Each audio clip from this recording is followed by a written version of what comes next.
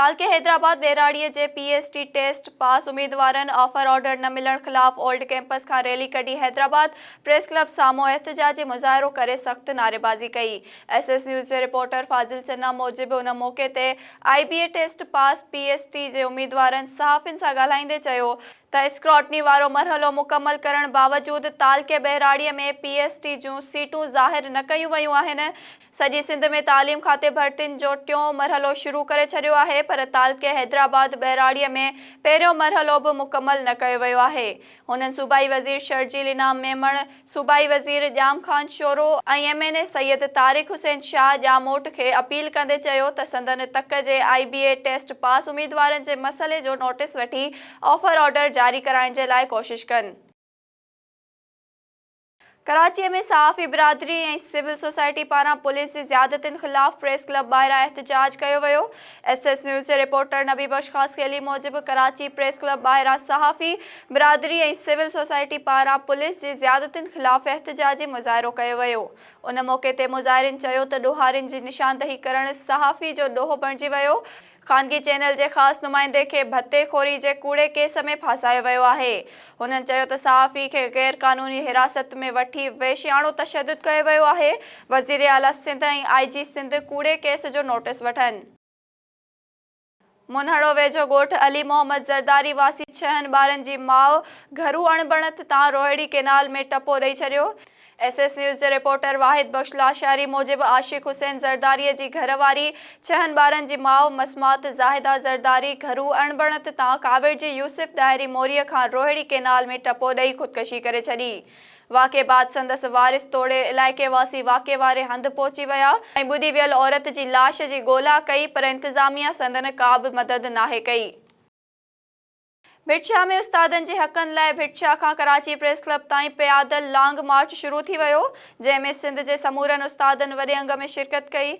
SS news जे reporter Irfan Lashari मूजिबि शफ़ीक मोहम्मद सठियो जी अॻवाणीअ में भिटशा जी दरगाह खां कराची प्रेस क्लब ताईं लॉन्ग मार्च जी रैली कढी वई।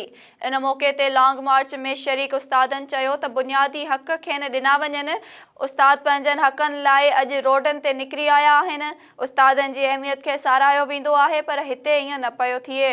हुननि वधीक चयो त पंहिंजनि जाइज़ हक़नि लाइ मजबूर थी पैदल लॉन्ग मार्च जो रस्तो इख़्तियार कयो आहे, जेको कराची प्रेस क्लब ताईं जारी रहंदो।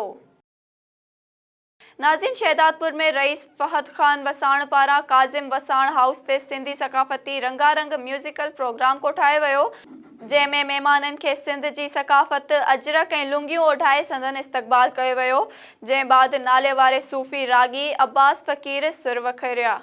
तक़रीब में आयल महिमाननि SS न्यूज़ सां ॻाल्हाईंदे चयो त जेको हज़ारे साल हलंदो पियो अचे कल्चर उनखे प्रमोट करणु रखियो वियो आहे, मोहबतूं फैलाइण लाइ हिकिड़ी गेट टुगेदर रखी वई त असां जेके सिंधी तव्हां ख़बर आहे त सिंध में रहण वारो हर सिंधी जेको सकाफ़त जो ॾियारो रईस फहद खान वसाण साहिब जी मेज़बानी हेठि असां निहायत थोराइता आहियूं। असांखे इनवाइट कयो ऐं सभु दोस्तनि सां गॾिजी हीउ प्रोग्राम इंजॉय था कयूं। सिंध जो इंट्रोडक्शन मोहन जो दड़े खां शुरू आहे। 5000 साल पुराणो सिंध तहज़ीबी ऐं मेज़बानी में हमेशह सॼी दुनिया में अॻिते रही आहे। ऐं हीउ जेको अॼु सिंधी कल्चर डे मल्हायो पियो वञे, इहा असांजी बका है। इनकी सकाफ़त को कायम रखने के लिए और उसको बुनियाद को पक्की करने के लिए ये जनाब फहद खान वसाण ने सजाया है। मैं अपनी अंजुमन तहफ़्फ़ुज़ ताजरान की तरफ से रईस फहद खान वसाण का शुक्रिया अदा करता हूँ कि उसने इतना बेहतरीन सिंध कल्चर डे बनाया। हितां जी मेहमान नवाज़ी ऐं ख़ासि तौर ते हिन सिंध जी इहा काफ़ी ॻाल्हि मशहूरु न क़ाबिल तारीफ़ बि आहे त हिते हर अचण वारी क़ौम खे हिननि स्पेस ॾिनो, हिननि जॻह ॾिनी। हज़ारों साल पुरानी सिंध ऐं इंशाअल्लाह ताला सिंध ॿुॾंदी कोन, पर थोरो उनखे लोॾो ईंदो, पर सिंध क़ाइमु दाइमु रहंदी। दिसंबर जी 5 तारीख़ खां सिंध पूरी हर ज़िले हर तहलके में रखियो वेंदो आहे। ख़ासि करे एजुकेशन वारा दोस्त पंहिंजे स्कूलनि में रखंदा आहिनि। असां बि उनजे सिंध जी जेका अजरक टोपी जेको सकाफ़त आहे उहा सदियनि खां अचे पई ऐं उहा हींअर बि आहे ऐं इंशाअल्लाह अॻिते बि हलंदी।